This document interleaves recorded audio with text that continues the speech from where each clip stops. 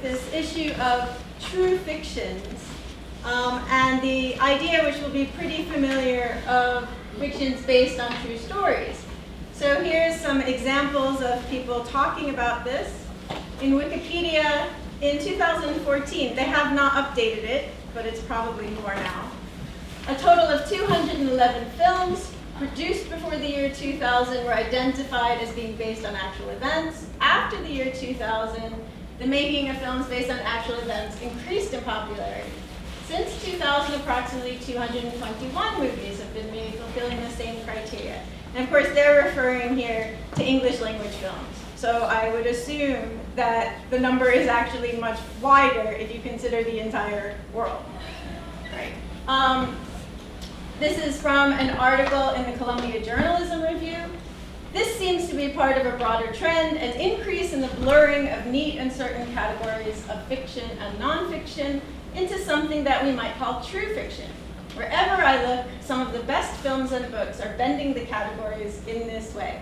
That is in 2009, but in fact, the number of films and books in these categories has just gone up. They've been more popular even since then. So these are some examples that I'm assured will work. So there's a contrast between movies that are based on a true story, right? Movies that are inspired by true events. So we usually expect the ones based on a true story to be a little closer to truth. Inspired suggests something less dependent on truth. But both of these are a kind of fiction. Right? As soon as you hear based on a true story, you think not true, or not entirely true, right? And that's to contrast with nonfiction or documentaries. So here are the questions I want to address. Right? When is it appropriate to criticize a fiction, in this case a film, but it's a more general question, for being inaccurate? For having falsehoods, right? And does it make a difference if you have a tagline like based on a true story? And then I also want to ask the question about films that incorporate elements of reality. So films that intersect with real bodies, right? Real human beings and real places and things, but I'll be talking about human beings. So those include films that use footage or recordings of real events and individuals. Okay. And how much difference does that make to the question of whether we can criticize them for being inaccurate? Okay, so I'll just say something about the background theory I'm using. This is my account of the difference between fiction and nonfiction. So I say that the difference is that fiction and nonfiction are simply different genres. That is, works are not categorized based on an essential definition. Right? They have a variety of features. So classification will turn on considering a wide range of aspects of a work, but that will affect the way we appreciate works in the category. So knowing that a work is fiction will make a difference to how we respond to it compared to knowing that it's nonfiction, right? And the important point is that we can't just say nonfiction is fact, right? And fiction is falsehood, because fictions incorporate many things that are true, and many nonfictions are false, right? So that won't be enough. I should also add that when I talk about the difference between fiction and nonfiction, this is a distinction between representations. So sometimes you hear, right, that all narratives are fiction, for example, that works of history are fiction because they are narratives that select. Okay. I don't think that's the right way to think about it, but in any case, I won't be thinking about it that way. I think representations, there are two categories I'll be concerned with of representations, in this case films, fiction ones and nonfiction ones. So I claim that the genre classifications as fiction and nonfiction set up certain expectations, like that are called standard features of the works, right? But these can be defeasible. So if you know that a work is fiction, you might not be sure how much of it could be true or false. Will it have a realistic background or not? But then you find out it's a fairy tale, and you immediately assume that everything is made up, for example. All right, so one kind of expectation, the kind that I'll be concerned with today, that classification raises, is accuracy. So our expectations of accuracy obviously differ between fiction and nonfiction. We expect works of nonfiction to be more accurate, right? Often we are disappointed to find that that's not true. But that's our expectation. And we expect fictions to be less accurate, right? We expect, at the same time, we expect historical fictions to be more accurate than we expect fairy tales to be, and so on. Okay.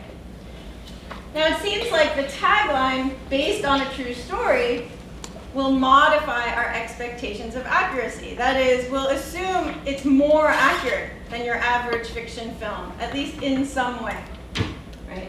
And the same is also true of including real footage. That tends to enhance the sense that the work is grounded in actual events, right? And so our expectations of accuracy are higher. But is there anything systematic to say, right? Works that are films that are based on true stories are not completely true, right? And one film might be true in some ways, and another film might be true in other ways. So what is there that might be systematic to say about our expectations from using this tagline? Right, well, here is a view that we should not have, right? But it'll be a good starting point to think about what we should say, right? You might think we expect documentaries to be accurate in every respect, right? And you expect fiction films to be inaccurate in every respect. That's your assumption before you know anything. Then you see based on a true story, and that changes this second view. We think those fictions are supposed to be accurate in at least some respects. But this cannot be right. Here's why. I'll talk a little bit about some examples. All of these are documentaries. So, Walking with Dinosaurs is a BBC documentary that uses all of the kind of new new paleontological information to reconstruct, in particular, the colors and feathers of dinosaurs. So that is a relatively recent discovery, right? When I was growing up, all dinosaurs were thought to be green or brown and scaly, and now we know that that's not true, right? And so Walking with Dinosaurs is based on all of this information, and it's designed to give us, and particularly children in this case, an idea of what it was like, what dinosaurs looked like based on what we know. And they're reconstructed using computer graphics, obviously. Right. So that's a documentary. Waltz with Bashir is an animated documentary. It's an autobiographical documentary based on the filmmaker's experience. He's an Israeli filmmaker, his experience of fighting in Lebanon in the 1980s. And Cosmos was a science documentary series that aired in 2014 in which the astrophysicist, you can't see him, he's a real astrophysicist, explains various aspects of the universe that we have discovered. And part of what he does is he travels in a virtual spaceship around the universe to show us these things. So in this picture, he's looking at a black hole. And obviously, none of this is possible, right? Now, all of these are not just documentaries. They're not controversial as documentaries. No one has ever doubted that they are documentaries. They use various forms of reconstruction in order to convey things that have actually happened, or which we at least believe have happened, right? Or facts about the universe. And it is obvious that they are not accurate in all respects, as I have just said. So we clearly do not expect documentaries to be accurate in all respects, because we are generally happy to accept these as documentaries.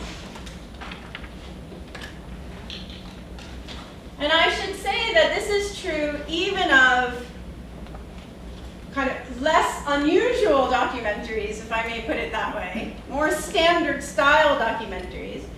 So these are clips from a National Geographic show that airs in the US and the UK called Air Crash Investigation.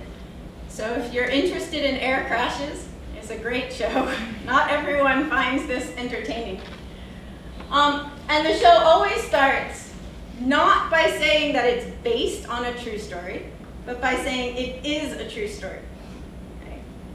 So the entire documentary comes from the final reports on air crashes.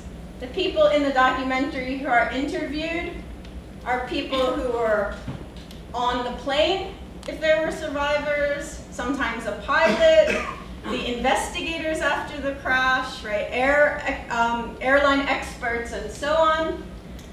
And there's real footage from the original crash, television footage often. But there are also reconstructions based on what we know of what must have happened in the air. There's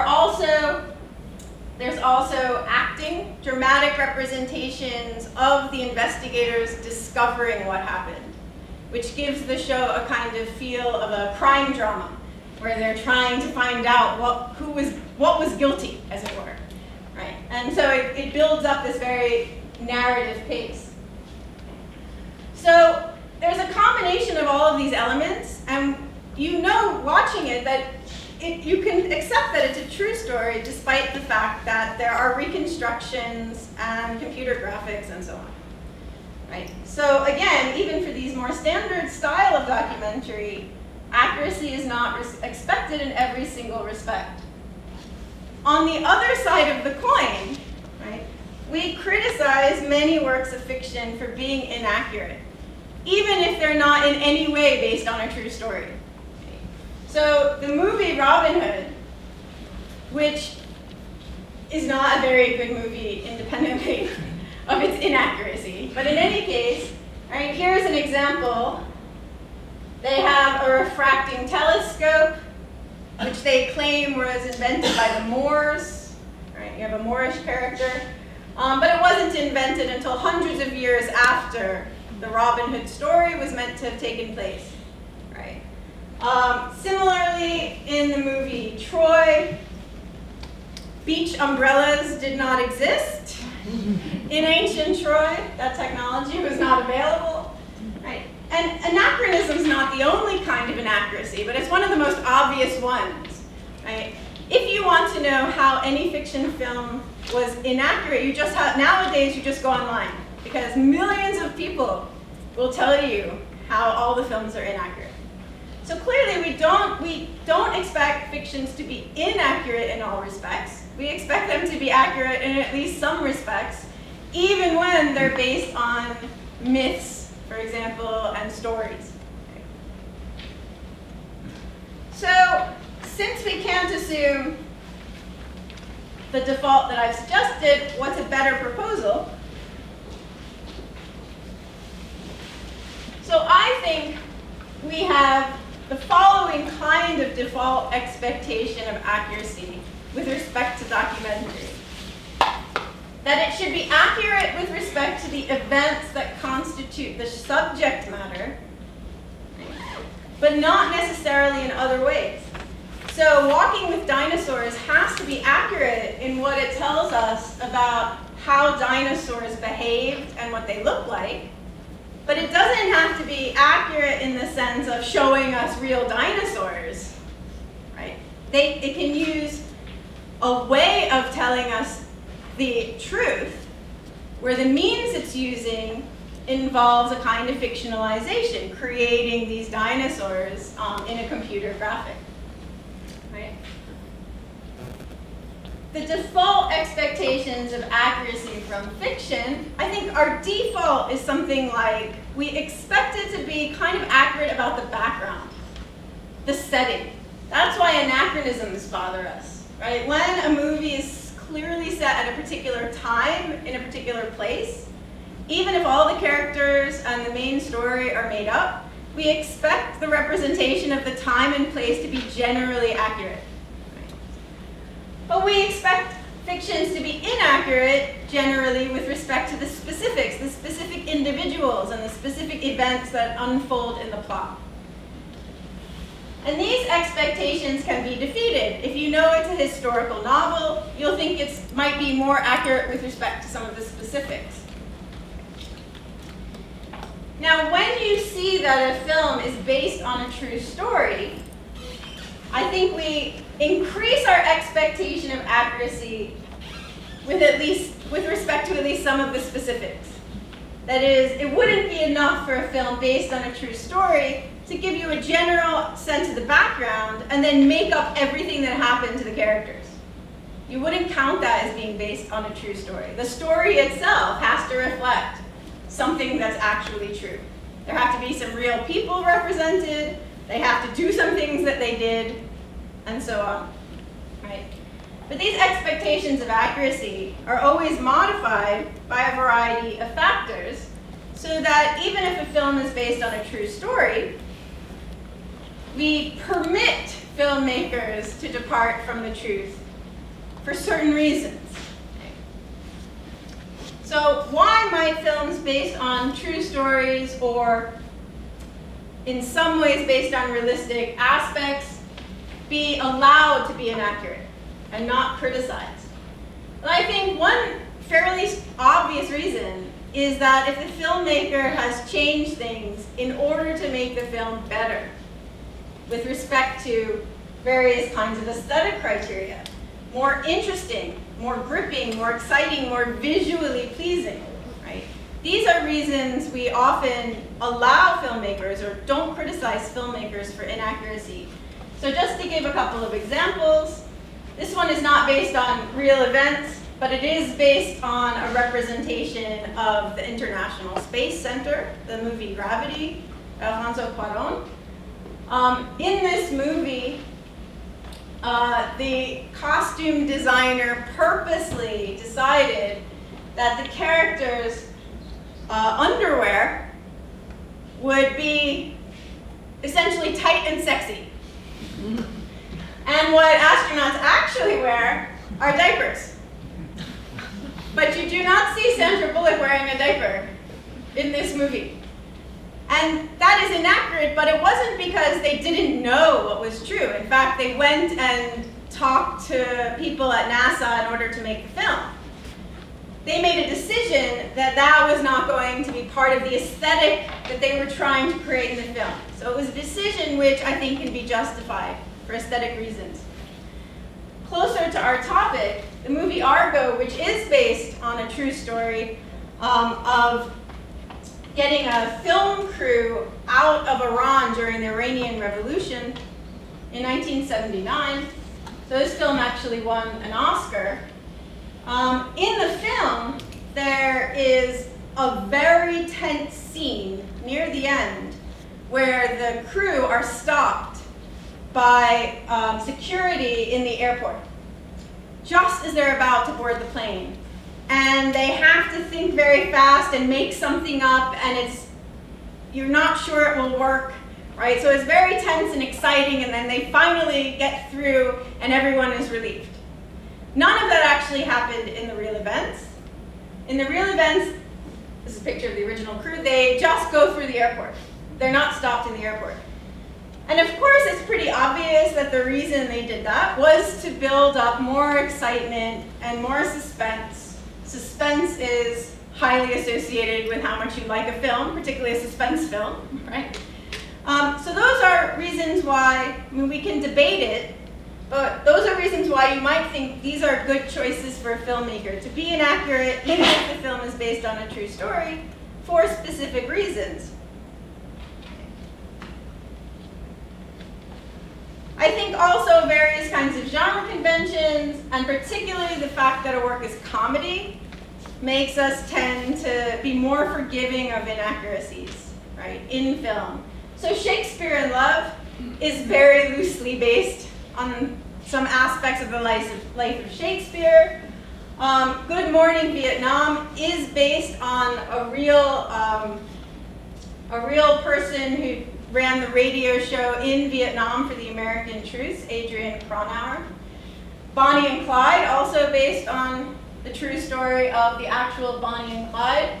And the Alfred Hitchcock movie, The Wrong Man, is based on a case of mistaken identity where someone was arrested and tried who hadn't committed a crime. Now, in all of these cases, very many liberties are taken. Right? It's very inaccurate in a variety of ways. But we tend to forgive them because of the kinds of films that they are. So comedies, like Shakespeare in Love and Good Morning Vietnam, right? They're being played for laughs and fun and romance, and we don't take them so seriously. So we just think this is light fun. It's okay to make some things up, right? In Bonnie and Clyde, it's very clearly a kind of heist, chase, criminal movie, and those kinds of movies have genre conventions that don't permit you to spend a lot of time worrying about whether every detail of their lives is exactly right. Right? And Hitchcock is trying to make a suspense thriller. He's not concerned to reflect the actual situation with a particular legal case. Right? So those are cases in which we might think genre conventions also allow this. But this is not to say that inaccuracy is always okay and justifiable. And that's what I want to focus on. When is it not justifiable? When is it problematic? And not just problematic because we don't like it to be inaccurate, but also ethically problematic when there is inaccuracy. Okay.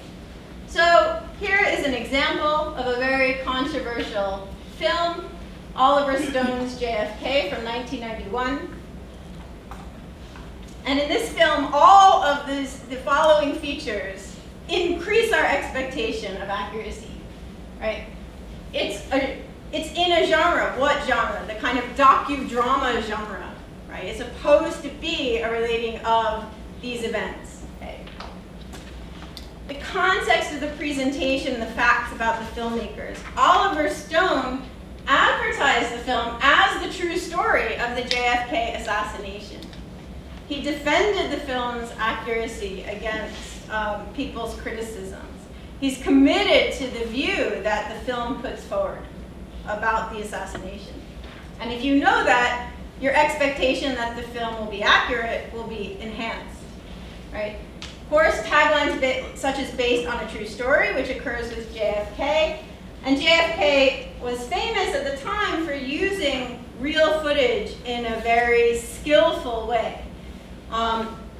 So here is some real footage of the moment after the assassination. This occurs in the film. But in the film, you see the footage on a television in a room with the characters of the film watching the television. So they are watching film that every American has seen before. So everyone recognizes this film as the real film. And they're placing the people in the room, as it were, in this world that you are in, right? In addition, one of the things that Stone did was create apparent real footage using the actors. So there is a very familiar interview with Lee Harvey Oswald just before he's killed after the assassination. And he recreated, it looks exactly the same, except Gary Oldman is being interviewed instead of the actual Lee Harvey Oswald. So everything is done in this film to get you to think that this is a representation of the real event. Of course, the difficulty is that it's a very serious falsification of the real events, right? And Stone has been accused of motivating views of particular characters in the film that are completely contrary to the truth. Okay, so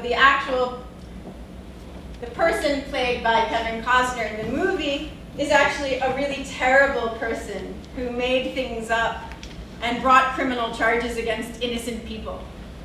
But in the film, you're supposed to think he's wonderful. And Stone thought this was true, but it really wasn't true. Right? And he can be blamed, I think, for creating a piece of propaganda, right, that defames various people, among other problems.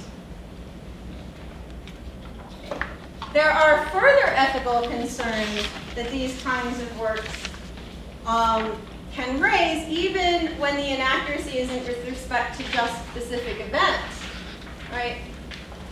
A certain kind of sensitive subject matter could be such that it's much more problematic if you're inaccurate about that subject matter, right? So those are cases where even if it's done skillfully, you might think it was not a good idea, right? So this is Gone with the Wind, the 1939 movie, which radically misrepresents the behavior and dispositions of slaves in the American South.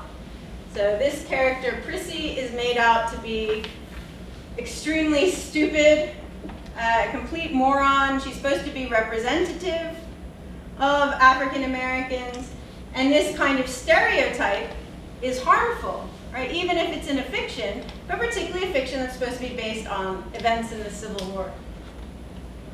And I think, and this is the case that I'm particularly concerned with, when you intersect with real bodies, with real events, the worries about inaccuracy, I think, become even stronger.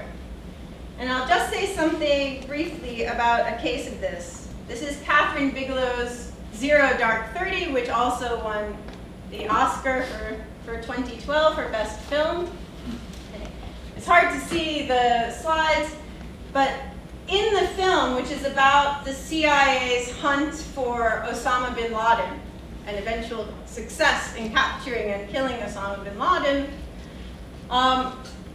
the movie depicts torture being used in order to find out where Osama bin Laden is hiding. And the filmmakers in this case included a journalist who had been with troops in Iraq, and included a bunch of advisors from the CIA. And when the film came out, the US Senate was very upset because there had been a report that they had just released that said torture had not led to finding Osama bin Laden, which was a big debate in the US. Was torture actually, right, it's morally wrong, but did it actually help? And the answer, after the investigation, was no. But now this film comes out, which is very popular, and shows torture being the reason that we've captured Osama bin Laden. The Senate in the US brought the filmmakers in to find out where they got this information. Was there information that had not been given to the Senate, but was secretly given to the filmmakers? And the filmmakers said, no, we have the same information as you, it's just a fiction. We just, thought this was a more dramatic way to show the events. What is the response? Well, the senators said things like this. We believe the film is grossly inaccurate and misleading in its suggestion that torture resulted in information that led to the location of Osama bin Laden.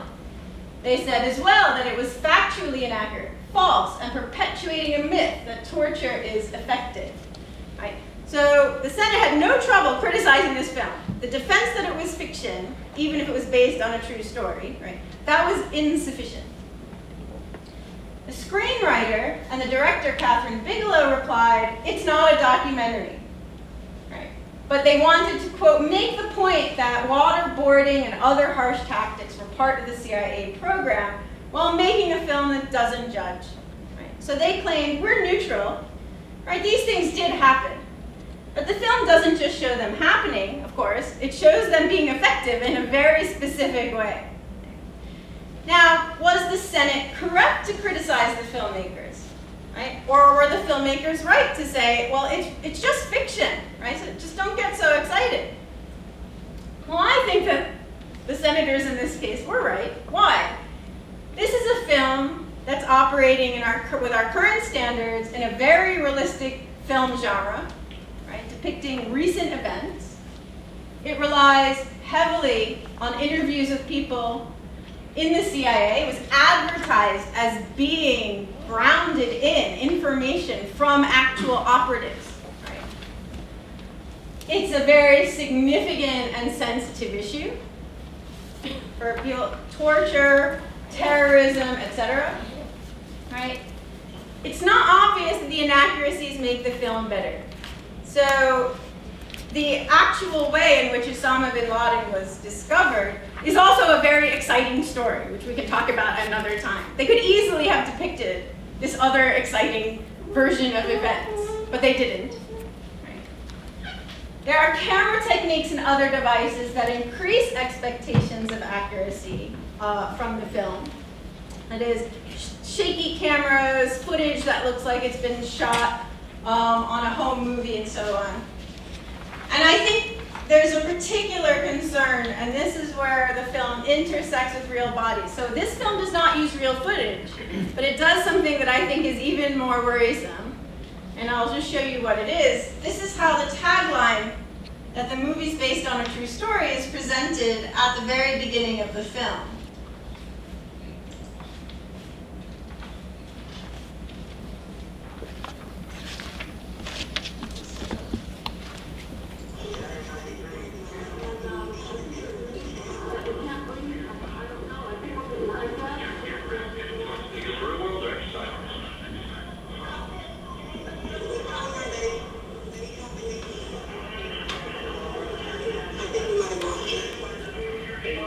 So I know it's a bit hard to hear what they're saying, but these are recordings. I'll just pause it. I'll give you the very end.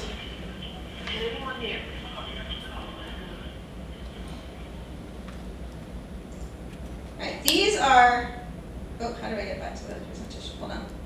Come on.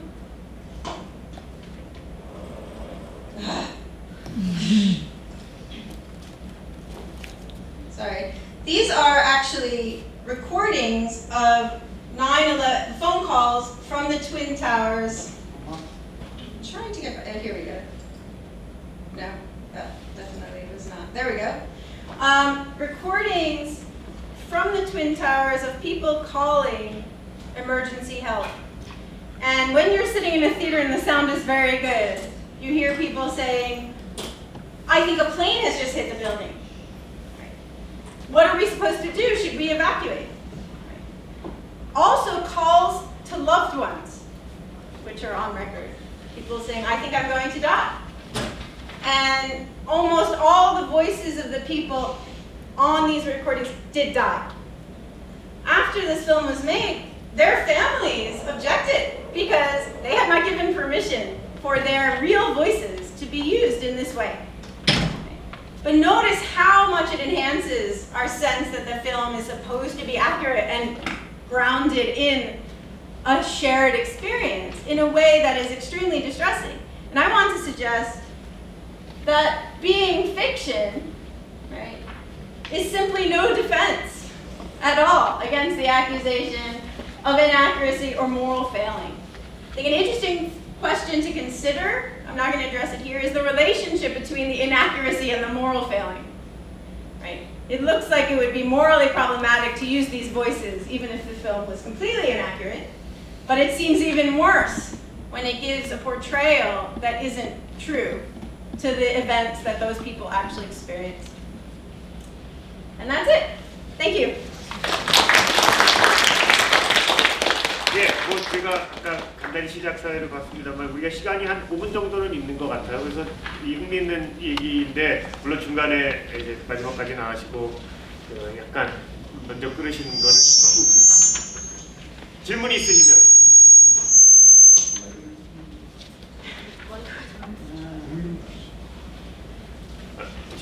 예, 편하게.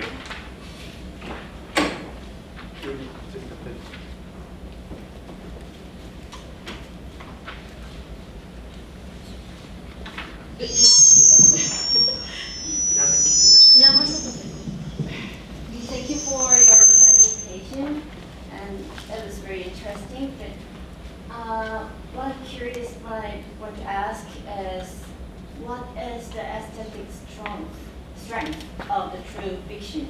Because the true fiction, the directors of true fictions have some burden of accuracy, but they worth it. They wanted to show their fiction as more accurate thing. And I'm not sure what is the aesthetic strength and what is the like it works to make the fiction as accurate one? What do you think? I don't think that it makes a work more valuable to make it more accurate necessarily. I mean, if you claim that it's accurate and then it isn't, Yeah. I think that's a flaw, an aesthetic flaw. But I don't think it's required. I think that, I tend to think this is a sociological question in a way, right? The fact that people are more interested in seeing movies that are based on true events than they are in seeing movies that aren't. I mean, I think that's what's motivating it. I think it's a risky strategy because when you put it forward in this way, you raise the expectations, and I think those expectations concern the work as art, right? You're failing in one of the kinds of achievement you've set yourself as a goal, right? You think it is fundamentally a problem of psychology or sociology? I think the question of why people want to see these films is a sociological question because there are trends in terms of the popularity of certain kinds of films in general. And the idea that things that are based on the truth are more popular now. Although interestingly, I mean, some documentaries are more popular than they used to be. But most of the time people don't go to the cinema to see documentaries. They're still pretty unpopular, so it's interesting that people want to see fictions based on true events, but not movies actually really about true events. Yeah. Thank you. 다른 질문 뭐 It's a short question. Could there be any difference between written fiction and visual fiction with regard to the question you just raised? With regard to Damin's question or with regard to the general? Yes. Yeah, I think that movies can include aspects of reality in a way that written fictions cannot. So written fiction can obviously have the names of real individuals and describe real events, but it can't have footage of those individuals, which gives you a kind of sense of presence and a causal connection to the actual people and events, right? The same with recordings. So Gregory Curry calls these traces, and you experience the actual person doing things, you experience their real voice as it would have been heard originally, and I think that does make a difference. It's hard to pin down exactly what further differences it makes, but I do think that is something you don't get in written fiction. 아마 더 질문들이 있으실 것 같고 저도 사실은 그 inaccuracy의 문제와 ethic의 문제 같은 거가 어떻게 얘기되는지 더 듣고 싶고 하긴 한데 아마 시간상으로는 저희가 이후에 있는 것들을 진행하려면 지금 이제 딱 멈춰야 될 시간인 것 같아요. 그래서 수고해주신 이 스테이시 프렌드 버튼님께